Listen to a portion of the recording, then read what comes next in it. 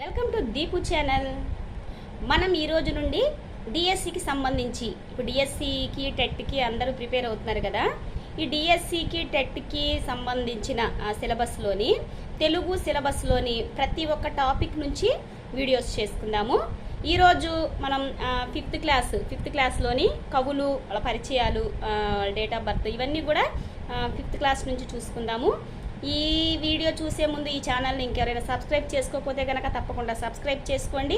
పక్కనే ఉన్న bell icon కనుక క్లిక్ చేసినట్లయితే ఈ ఛానల్కి సంబంధించిన అన్ని కూడా వీడియోస్ మీకు వస్తూ ఉంటాయి. నా ఛానల్లో ప్రతి తెలుగు లెసన్స్కి సంబంధించిన కవి పరిచయాలు, ఆ లెసన్స్కి సంబంధించిన గ్రామరు ఇవన్నీ కూడా ఉన్నాయండి. డిఎస్సికి బాగా ఉపయోగపడతాయి. మీకు పిన్ టు పిన్ నేను వీడియో చేయడం జరిగింది కాబట్టి తప్పకుండా నా ఛానల్ని ఫాలో అవ్వండి. మీకు తెలుగులో మంచి మార్క్స్ తెచ్చుకోవడానికి మీకు ఛాన్స్ ఉంటుంది. మనం టాపిక్లోకి వెళ్ళిపోదాం.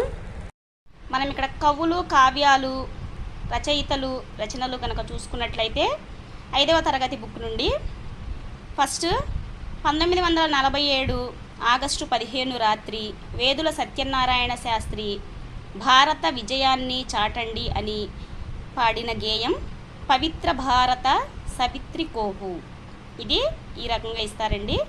నెక్స్ట్ త్రిలింగాలు అనగా శ్రీశైలం, ద్రాక్షారామం, కాళేశ్వరం.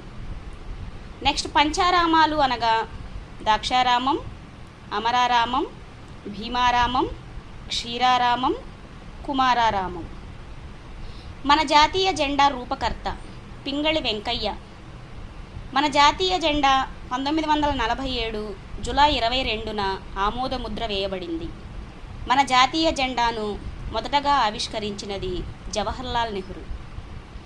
కాషాయం రంగు ధైర్యానికి, త్యాగానికి, దేశభక్తికి గుర్తు. తెలుపు రంగు శాంతికి, సత్యానికి గుర్తు. ఆకుపచ్చ రంగు నమ్మకానికి, సమృద్ధికి, భూమికి సంకేతం. అశోకుని ధర్మచక్రం సారనాథ్ స్తూపం నుండి గ్రహించబడింది. దీనిలో 24 ఆకులు ఉంటాయి. ఈ 24 ఆకులు 24 గంటలకు, క్రమశిక్షణకు, ధర్మానికి, న్యాయానికి, సూర్యబింబానికి సంకేతం. జెండా పొడవు వెడల్పుల నిష్పత్తి 3.2. జెండాను ఖాదీ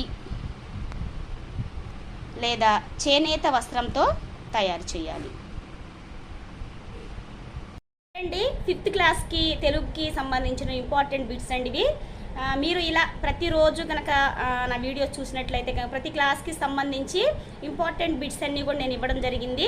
మీరు ఈ వీడియో ఎండింగ్ వరకు స్కిప్ చేయకుండా చూసినట్లయితే కనుక మీరు మంచి మార్క్స్ తెచ్చుకోవచ్చు. కాబట్టి తప్పనిసరిగా నా ఛానల్ని సబ్స్క్రైబ్ చేయండి, లైక్ చేయడం మర్చిపోవద్దు. బాయ్.